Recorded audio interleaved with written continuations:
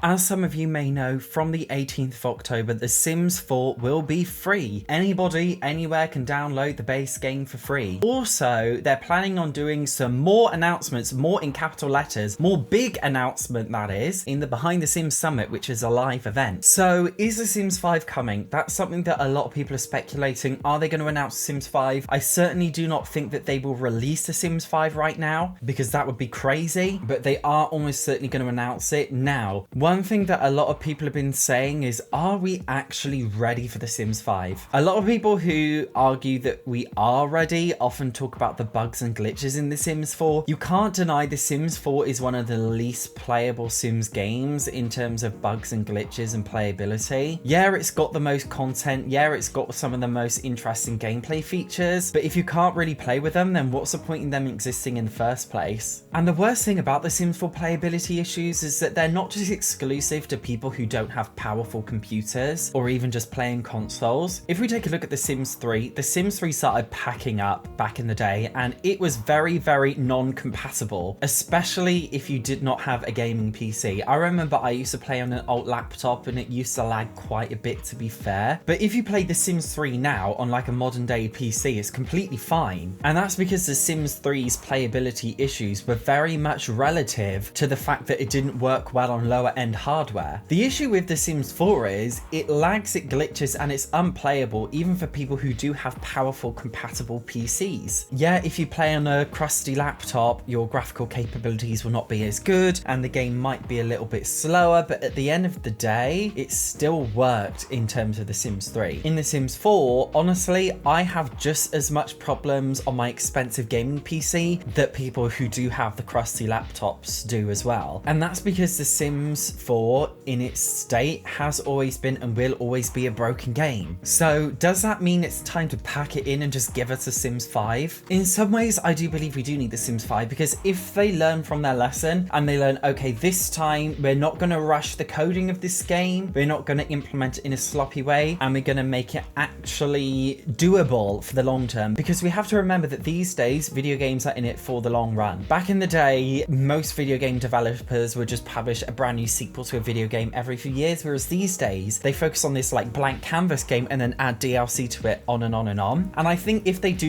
that for The Sims 5, they really need to work on the coding to make sure that it is compatible for future DLC, because I personally do not believe The Sims 4 was made for future DLC compatibility. I believe it was made for in the moment money. That's just my speculative opinion. If The Sims 5 does take on board every single criticism of The Sims 4, and I mean like all of them, then yeah, I would honestly be happy for that now. But I think it's also important to remember that we have been told recently that The Sims 4 has years worth of DLC left. Obviously that doesn't necessarily mean that The Sims 5 isn't coming, because years left of DLC for a free game actually does make a lot of sense. But of course there is that argument. Many people have spent so much money on The Sims 4, do we actually want The Sims 5 right now? I actually calculated in a previous video, The Sims 4 with all of the DLC at full price is worth over $1,000 US, literally more than $1,000. For a game that is over $1,000, to just quickly move on like it's nothing to The Sims 5, I believe would be totally unacceptable. And in that sense, I want to say, no, I do not want The Sims 5 at all. And in fact, I remember seeing this sentiment around the time The Sims 4 was released. At the time The Sims 4 was released, many Sims players were like, well, I've just bought so many packs for The Sims 3. Why do I want to move on to The Sims 4? And I remember at that time, many Sims YouTubers were actually still making Sims 3 Let's Plays after the release of The Sims 4, because many people were honestly so underwhelmed with how The Sims 4 was when it was released back in the day. Everybody just thought, nope, I'm not playing this game, I'm going back to The Sims 3. And it was like this very, very awkward transitional period. Everybody was hyped up about The Sims 4, but nobody wanted to move on because they spent so much money on The Sims 3, and especially because every single Sims game is basically the exact same thing. People are like, why would I just move on from that? If it's not broken, don't fix it. Especially when The Sims 4 was literally like objectively worse than The Sims 3 at the time. It made sense just to stick with The Sims 3. I do think that when The Sims 5 is released, the exact same thing is going to happen. People are not going to want to play it. Many Sims content creators, including myself, will still make Sims 4 content. Many people will still be playing The Sims 4 and not The Sims 5. And I do think until at least a first couple of DLC packs for The Sims 5 release, it won't really take off, at least in the way way that EA hopes it's going to take off, I think. So are we ready for The Sims 5? From the perspective of the players, I would say yes and no. From the perspective of EA, I would say no, completely no. And that's because they're still making a lot more money from The Sims 4. As we can see, the logo design for The Sims 4 has completely changed. They normally do this at the start of a new Sims season. A Sims season is where they basically release a roadmap for all of the new packs being released. Over the past couple of years, it's basically either been an expansion pack or game pack followed by 2 kits. Recently, of course, we had the high school years pack, and the kits we had were the Desert Luxe kit and the kids fashion kit. The new logo here could literally mean anything. Usually at this point, the Sims team have accidentally leaked new information by now. The Sims team over the past, honestly, couple of years have been terrible for leaks, but weirdly, they haven't actually leaked what's happening with the Sims Summit yet. So we're honestly just gonna have to wait and see. There is a lot of hype behind it. Is it gonna be The Sims 5? A lot of people predict it is. What do you think? Let me know in the comments. Thank you so much for watching this Sims 5 video. Make sure you watch the next video here. See you in the next one.